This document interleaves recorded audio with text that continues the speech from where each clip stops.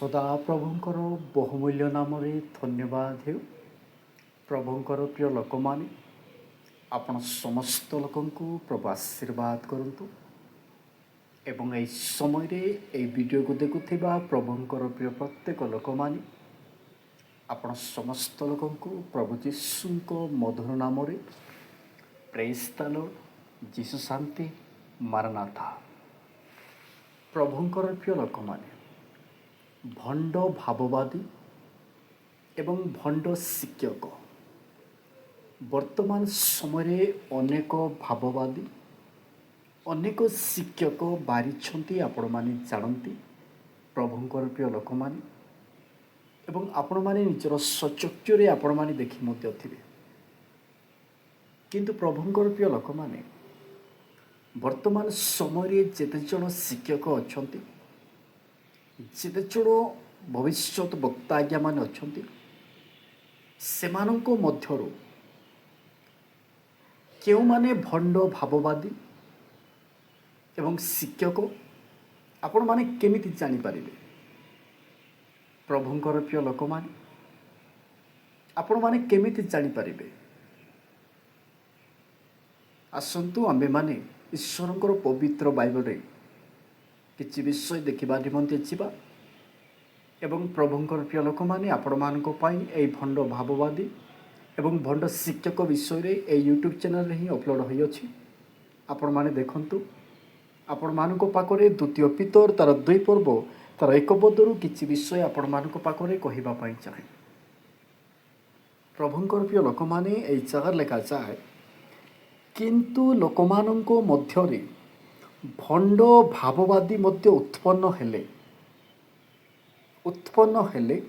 ସେହିପରି ତୁମମାନଙ୍କ ମଧ୍ୟରେ ସୁଦ୍ଧା ଭଣ୍ଡ ଶିକ୍ଷକମାନେ ଉତ୍ପନ୍ନ ହେବେ।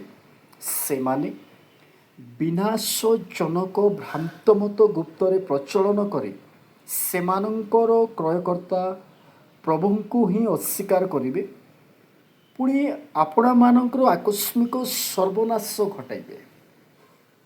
ଏବଂ ଲେଖାଯାଏ, ଆଉ ଅନେକ ସେମାନଙ୍କ କାମୁକତାରେ ଅନୁଗାମୀ ହେବେ, ଫଳତଃ ଏମାନଙ୍କ ହେତୁ ସତ୍ୟ ମାର୍ଗ ନିନ୍ଦିତ ହେବ। ଏହି ଭଣ୍ଡ ଭାବବାଦୀମାନଙ୍କର ଦ୍ୱାରା, ଭଣ୍ଡ ଶିକ୍ଷକମାନଙ୍କର ଦ୍ୱାରା ସତ୍ୟ ମାର୍ଗ ନିନ୍ଦିତ ହେବ। ଏବଂ ଲେଖାଯାଏ, ସେମାନେ ଧନଲୋଭରେ ଛଳ ବାକ୍ୟ ଦ୍ୱାରା ତୁମମାନଙ୍କ ଠାରୁ ଅର୍ଥ ଲାଭ କରିବାକୁ ଚେଷ୍ଟା କରିବେ। ସେମାନଙ୍କର ଦଣ୍ଡ ଅନେକ କାଳରୁ ଘଟି ଆସୁଅଛି ଓ ସେମାନଙ୍କର ବିନାଶ ବିଳମ୍ବ ହେବ ନାହିଁ, କାରଣ ଈଶ୍ୱର ପାପରେ ପତିତ ଦୂତମାନଙ୍କୁ ନ ଛାଡ଼ି ନରକରେ ନିକ୍ଷେପ କରି ବିଚାର ନିମନ୍ତେ ଅନ୍ଧକାରମୟ ଗହ୍ୱରରେ ରଖିଅଛନ୍ତି। ସେ ପୁରାତନ ଜଗତକୁ ମଧ୍ୟ ଛାଡ଼ିଲେ ନାହିଁ, କିନ୍ତୁ କେବଳ ଧର୍ମ ପ୍ରଚାରକ ନୋହଙ୍କୁ ଅନ୍ୟ 7 ଜଣ ସହିତ ରକ୍ଷା କରି ଧର୍ମ ଭ୍ରଷ୍ଟ ଜଗତରେ ଜଳପ୍ଲାବନ ଘଟାଇଲେ। ଏବଂ ଲେଖାଯାଏ, ସେ ସୋଦମ ଓ ଗମୋରାକୁ ନଗର ସବୁକୁ ଭସ୍ମରେ ପରିଣତ କରି ସମ୍ପୂର୍ଣ୍ଣ ରୂପେ ଧ୍ୱଂସ ପାଇବା ନିମନ୍ତେ ଦଣ୍ଡାଜ୍ଞା ଦେଲେ ଓ ସେମାନଙ୍କୁ ଭବିଷ୍ୟତ କାଳର ଅଧାର୍ମିକମାନଙ୍କ ଦୃଷ୍ଟାନ୍ତ ସ୍ୱରୂପ କଲେ। ପ୍ରଭୁଙ୍କର ପ୍ରିୟ ଲୋକମାନେ, ହେଲେ ଏହି ଭଣ୍ଡ ଭାବବାଦୀମାନଙ୍କୁ ପ୍ରଭୁ ଛାଡ଼ିବେ ନାହିଁ। ଏହି ଭଣ୍ଡ ଭାବବାଦୀମାନେ ଏବଂ ଭଣ୍ଡ ଶିକ୍ଷକମାନେ, ଯଦି ଗୋଟିଏ ଶିକ୍ଷକ ଯଦି ଲୋକମାନଙ୍କୁ ଶିଖାଉଛି, ଯଦି ସେ ନିଜର ପୁତ୍ର ସନ୍ତାନ ଭାବିକି ଯଦି ଶିଖାଉ ନାହିଁ, ଅର୍ଥାତ୍ ସେ ନିଜେ ଯଦି ସଠିକ୍ ଭାବରେ ଶିଖିବା ଦରକାର ସର୍ବପ୍ରଥମେ, ଏବଂ ଲୋକମାନଙ୍କୁ ଶିଖାଇବା ଦରକାର ତାହା ମଧ୍ୟ ସଠିକ୍ ଭାବରେ। ଏବଂ ଯେଉଁ ଭବିଷ୍ୟତ ବକ୍ତା, ଭଣ୍ଡ ଭବିଷ୍ୟତ ବକ୍ତା, ଭଣ୍ଡ ପାଳକ, ଭଣ୍ଡ ଟିଚର, ଏମାନେ ନିଜ ପଟେ ଆକର୍ଷଣ କରିବେ, ପ୍ରଭୁଙ୍କ ପଟେ ରାସ୍ତା ଦେଖାଇବେ ନାହିଁ।